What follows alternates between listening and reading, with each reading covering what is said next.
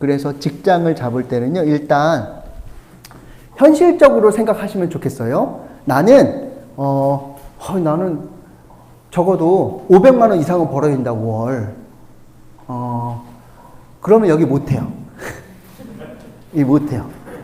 그래서요, 그냥 다 내가 선택하는 거잖아요. 그래서 전 500만 원 이상은 벌어야 된다. 물론 이게 자기의 욕심 때문이고 욕망 때문일 수도 있으나 현실적으로 나는 우리 집에서 나만 가정이라서 실제로 난 500만 원 이상 벌어야 돼요 라고 하는 사람이 있으면요, 벌어야 되는 현황이라서 여건이라서 어쩔 수 없는 거잖아요. 그러면요, 인정하고 여기 부분에서 떠나도 된다고 생각해요. 꼭 제도권에서 일해야지만 사회사업 이루는 거 아니라고 생각해요. 대신에 얼마 받는지는 알아보고 내가 실제로 그걸 수용했고 선택했으면 나중에 원망은 하지 않았으면 좋겠어요. 근데 와놓고 원망하는 게 제일 이상해요, 제가 볼 땐. 이것밖에 안 줘! 막 그러면서 우리 월급이 이렇게 작아! 막. 근데, 얘 모르고 왔나? 뭐 이런 생각이 들어요. 자랑이야? 뭐 이런 생각이 들어요. 알면서, 왜냐하면 다 급여 테이블 공개되어 있는데. 그래서 급여 테이블이요, 서울시 사회복지사협회 뭐 이런 데 가면요, 다 있어요. 예. 여기 있습니다. 서울시 사회복지사협회, 서울시 2019년 서울시 사회복지 시설 직원 인건비 지급 기준. 그래서 사회복지 시설 테이블을 보면 직급은 1급은 관장 원장, 이분들이 1급이고요. 그리고 그다음에 부장 2급, 그다음에 과장 3급, 대리 4급, 그리고 여기 사회복지사, 평사회복지사 5급이에요. 그래서 여러분들은 바로 들어가면 뭐가 되는 거예요? 5급. 그리고 권재수님 몇 급이에요? 4급이세요? 예. 그럼 여기 있는 분. 오, 높으네요, 생각보다. 예. 예. 4급. 예. 그러면 이제 어떻게 되느냐? 이렇게 나오는 거예요. 사회복지시설 종사자 인건비 지급 기준. 그래서 5급에 1호봉이다 만약에 그러면 200.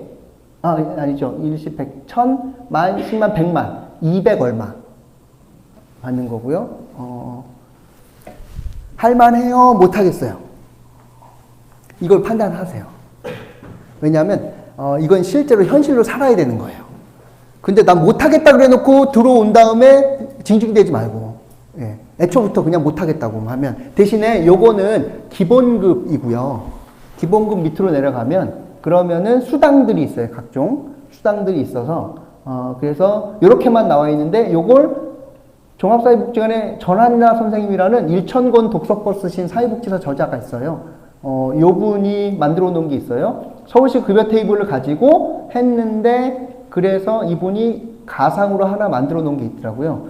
사회복지사 5급 1호봉. 그러면은, 기본급에다가 수당 이렇게 하면은 세금 떼기 전에, 3,000만원. 예. 받을 수 있다. 대리 사회복지사 4급 4호봉이면은 3,400만원 정도 받더라. 라고 이렇게 예시로 몇 개를 해놨어요. 이런 걸 보시고 그냥, 추측하시면 될 것 같아요. 할 것 같아요? 안 할 것 같아요? 여러분한테 하나 부탁드리고 싶은 건, 사람은 이상으로만 살지 않아요. 예. 그리고 우리는 단거리 선수가 아니라 장거리 선수예요.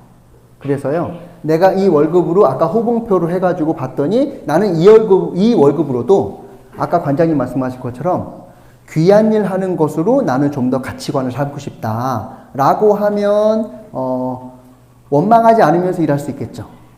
근데 어느 직장에 갔는데 원망하는 마음이 계속 있으면서 내가 여기 어떻게든 적응해 보려고 하는 거는 그 개인한테도 손해고 그 업무 하는 데서도 손해라고 생각해요. 그래서 현실적으로 판단하셔도 되고요. 돈만 바라는 건 아니지만 돈도 고려해야 되는 건 꼭 필요한 일이라고 생각해요. 예. 그래서 그리고 동료 비난하지 마시고, 전 급여 테이블이 너무 적어서요, 돈 많이 벌고 싶어요. 뭐 그래서 저는 삼성 사회공헌에 가고 싶습니다. 뭐 이렇게 하는 분 비난하지 마세요. 각자의 가치관에 따라서 선택하는 거라고 하시면 좋겠어요.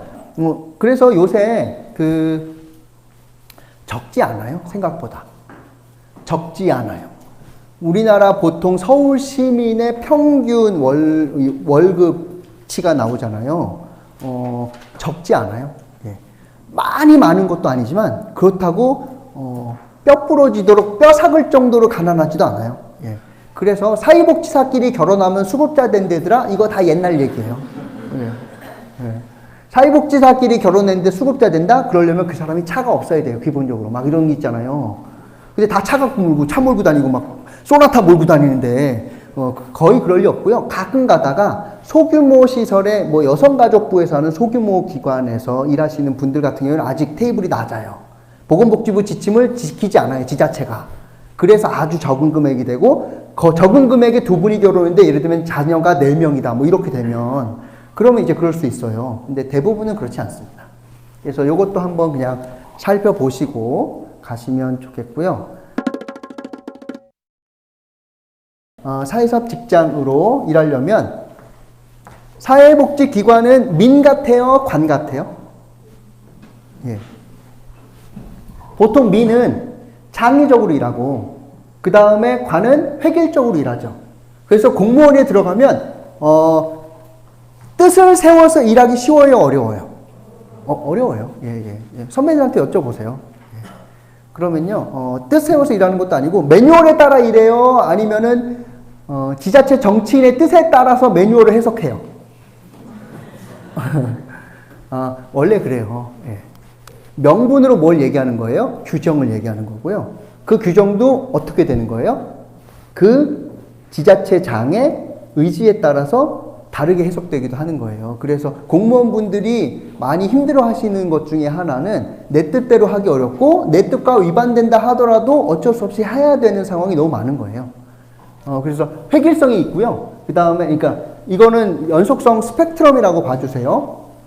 그래서 민에서는 좀 더 창의성을 강조하고, 그 다음에 관에서는 획일성을 강조하고, 근데 그러다 보니까 규율이 중요하고, 민에서는 자율이 중요하고, 하는 흐름들이 있어요. 그렇다고 민이라고 다 이거 아니라, 이건 아니에요. 이런 것도 있어요. 그런데 복지기관은 대부분 어디군이냐? 중간쯤에 있어요. 예. 반민, 반관이에요. 그래서 아이러니하게도 여기서도 규정을 받고, 그러면서도 이것도 하래요. 하는 곳이 어디예요? 사회복지기관, 시설이라고 보시면 되세요. 그래서 국가 사회복지 정책을 몰라도 될까요? 알아야 될까요? 알아야 돼요. 예. 근데 오늘 다 말씀드릴 수는 없고, 사회보장기본법이라고 들어보셨죠? 사회복지 정책론은 배우셨죠? 아직 안 배우신 분도 있고 배우실 수도 있지만, 사회보장 안에는 3가지가 있죠. 뭐가 있죠? 예. 공공부조, 사회서비스, 사회보험, 이렇게죠. 사회복지 서비스 아니에요. 사회서비스로 이미 바뀌었어요. 그리고 사회서비스 안에 뭐가 있어요? 보건, 의료, 환경, 교육, 문화, 주거, 그리고 복지가 있어요, 여기. 옛날에 이렇게 배우셨어요. 사회복지 정책, 공공부조, 사회보험, 사회복지 서비스라고 배우셨었어요. 이거 옛날 거예요. 지금은 다 사회 서비스로 바뀌었고, 보건, 의료, 교육, 주거, 문화, 환경 중에 복지고, 복지 중에 뭐가 있는 거예요? 상담, 재활, 돌봄, 그리고 사회복지가 이렇게 있는 거예요. 여러분들은 어디서 일하는 사람이에요? 여기서 일하는 사람이에요. 예. 근데 공무원은 어디까지 일하는 거예요? 여기까지. 특히 이 부분과 관련해서. 예. 그렇다고 이걸 안 다뤄요? 다뤄요? 다루기도 해요, 사회 서비스도. 그래서 공무원으로 들어가면 실제로 범위가 달라져요. 공공기관으로 들어가서 관에서 동주민센터에서 일한다. 특히 서울에서 찻동으로 일한다. 그러면은 찾아가는 동주민센터라고 불러요, 지금. 그러면은 공공부조도 해야 되고, 그러면서도 마을, 복지 생태계, 돌봄센터 이런 것들과 관련해가지고 협업해서 지역사회의 어려운 분들을 찾아서 사회보장을 이루어드리는 일까지 하는 거예요. 예. 그리고 민간에서는 공공부조 쪽에서 일하는 것이 아니라 사회서비스 안에 이 복지라고 하는 영역에서 일하는 거기 때문에 공공부조와 관련해서는 관한테 의뢰하는 경우들이 훨씬 더 많지, 직접 판단할 권한도 없고 그 개념도 잘 깊게 몰라요. 근데 업무가 달라요. 그래서. 그리고 공공에 가면은 공무원이라는 정체성이 더 강하지 사회복지사라는 정체성은 조금 약해지는 부분도 있긴 해요. 근데 하여튼 여기는 확실히 관이죠.